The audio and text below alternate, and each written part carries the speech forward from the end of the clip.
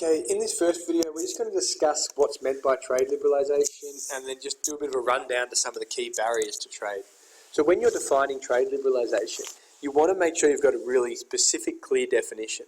So trade liberalisation is any government policy, so it needs to be implemented by the government, designed to promote free trade or reduce restrictions to trade with other countries. So the idea of trade liberalisation is that countries can trade with each other without any forms of protection, and it includes the removal of tariffs, subsidies, cash assistance, quotas, as well as establishing free trade agreements with other countries. So you really want to make sure that you clearly state that any government policy designed to promote free trade or reduce restrictions to trade, and provide examples of what it includes: lower tariffs, lower subsidies, lower quotas, and the establishment of free trade agreements.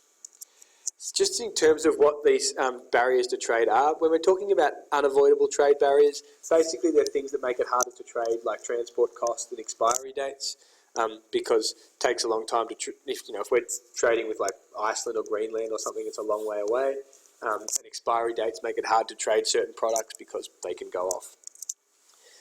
Establishing free trade agreements involves the removal of industry protection and involves cutting tariffs and easing restrictions on foreign investment as well. So free trade can include firms allowing increased investment in other countries as well.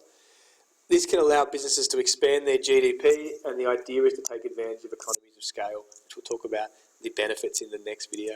So in terms of what Australia's done, we've had a significant fall in our tariff rates in recent years, from as high as 45 to 50%, even higher in the 70s and 80s, to now it's really low rate of below 3% and often zero in a lot of our trade with China or in South Korea.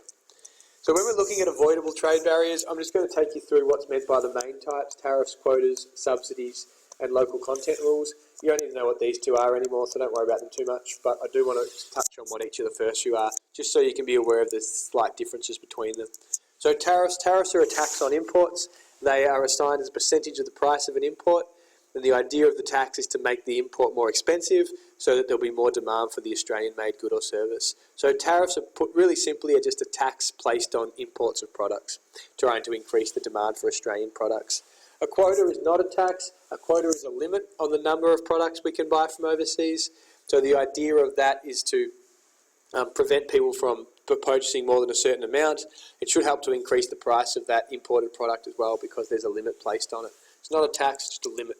Subsidies are financial assistance, often money, but can also include like loans and other forms of assistance for firms.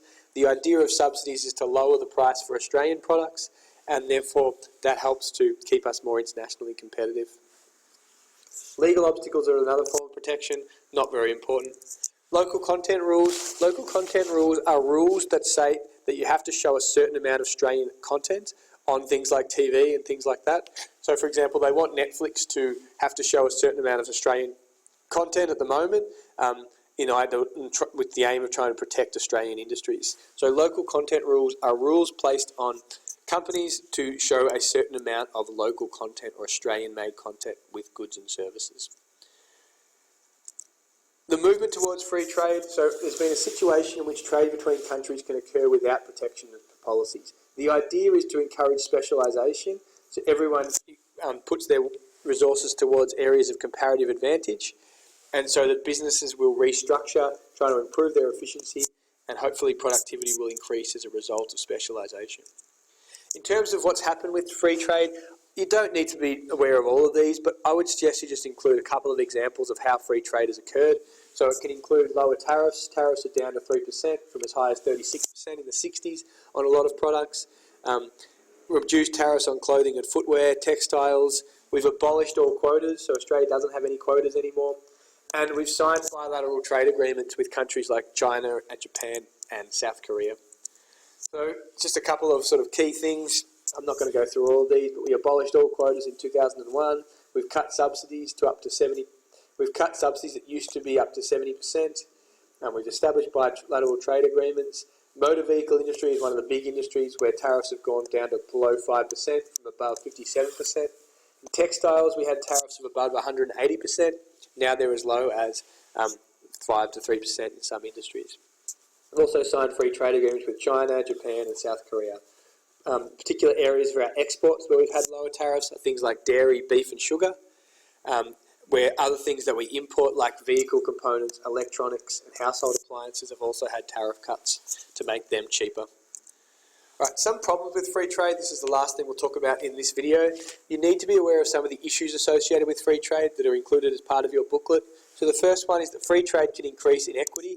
The idea is that free trade can lead to people losing their jobs. It can lead to increased structural unemployment in a lot of industries, particularly in the short term, as a result of having cheaper imports and Australia having a tendency to buy more imported products. It can also lead to shifting resources to areas of comparative advantage, which means job losses for certain people. Other industries also restructure. They might become more capital intensive to become more competitive, so that can lead to more inequity as well. Trade can increase economic instability, which basically means that if another country has a period of weak growth, it can affect Australia because we rely heavily on that country for exports. So if China, for example, has a recession, that affects Australia greatly because we rely on them to buy a lot of Australia's products. Trade can weaken the environment and living standards. There's two main negatives with the environment. Firstly, products need to travel long distances when free trade is in operation, because and that can lead to more carbon emissions for transport and things like that because of the large distance of travel. It also means that because we're specialising in areas of comparative advantage, production can increase as a whole, and that can lead to increased environmental degradation and damage of the environment as well, which can hurt our living standards. And it can hurt the development of infant industries. Infant industries are industries that are new to industries, which often have a higher setup costs and higher cost structures.